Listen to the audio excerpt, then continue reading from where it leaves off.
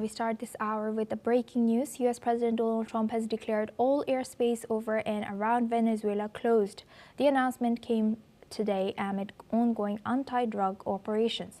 Trump has issued the warning via social media, addressing airlines, pilots, drug traffickers, and human traffickers. He has said that the airspace is closed in its entirety and thanked recipients for their attention. The move underscores heightened U.S. action against narcotics and human trafficking in the region.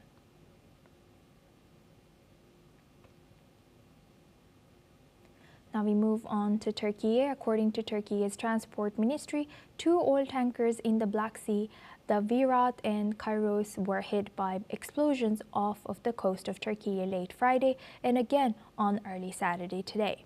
A source within Ukraine's SBU security service has told AFP that the vessels were intentionally targeted using modernized Sea Baby naval drones, claiming the ships were covertly transporting sanctioned Russian oil.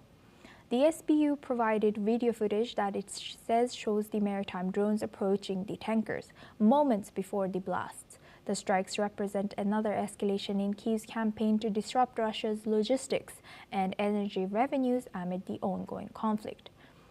Turkey has not publicly assigned blame for the attacks but confirmed both incidents occurred in its territorial waters. No casualties were immediately reported, though the extent of the damage to the tankers has not yet been fully assessed. Now for this discussion, we welcome Dr. Satoru Nagao. He's a fellow at Hudson Institute, joins us live from Japan. Thank you very much, Dr. Satoru, for joining us again. Good to see you. Dr. Satoru, now that Ukraine has hit a target in Turkish waters, although not Turkish, is there any repercussions for Ukraine in doing such? In this case, this is the shadow fleet is my important point, so that's why this is anyway illegal.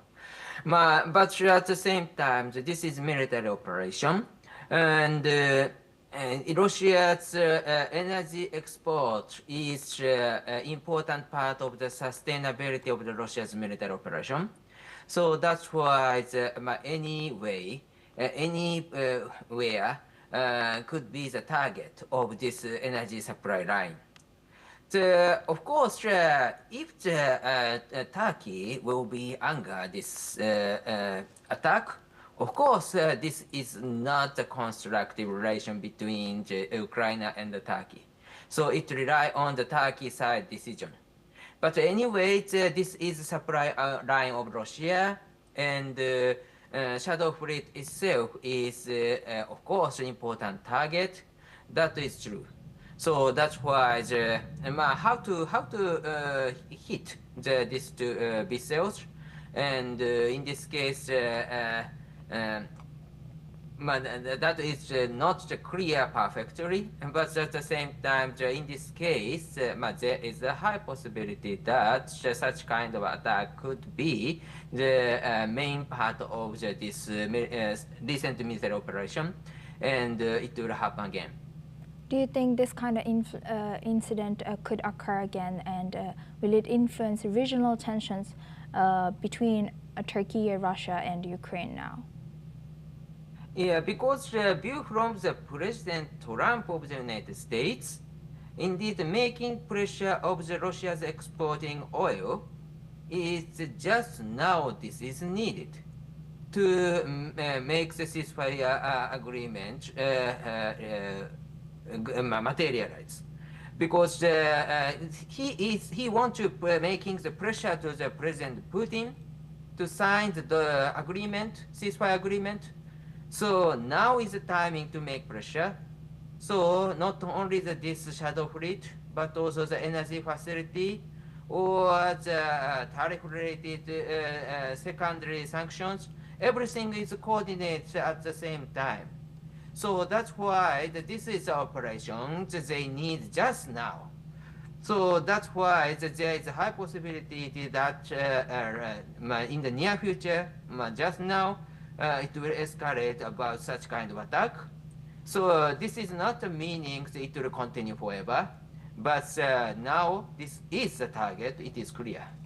And as you've mentioned, this it might not continue forever, but could reoccur sooner or later. What political responsibility does Turkey have in safeguarding commercial shipping when unregistered or unofficial vessels operate outside standard maritime oversight, and in making sure that, or is it their responsibility in making sure that all the shadow fleet of Russia stays protected in their waters? And this is shadow fleet, that is a problem because looks like a smuggling ship. So that's why the legal matter in this case, the shadow fleet is a weak stance, I think, has a weak stance, I think. So that's why the attacking the shadow fleet is attacking something illegal export. So that's why in this case, anyway, these ships are not proper legal trade, and even if the Turkey's water. But it relies on the Turkey side indeed. The Turkey side allows such kind of attack because of this is shadow fleet. Of course, there is no problem. But if Turkey side express a complaint that this kind of attack to the Ukraine, maybe it is more difficult for Ukraine to continue the operation in the Turkey's water because Turkey is, of course, selling the material to the Russia and buying the oil from Russia, but at the same time, they are supporting the Ukraine also. And for example, the Ukraine's naval ship is built in Turkey. So that's why Turkey's stance is very important for Ukraine. If Turkey will be very upset, of course, Ukraine cannot continue within the area of the Turkey's water, I think. Right. With that, I would like to thank Dr. Satoru Nagao for sharing that insight. Please stay with us as we come back to you.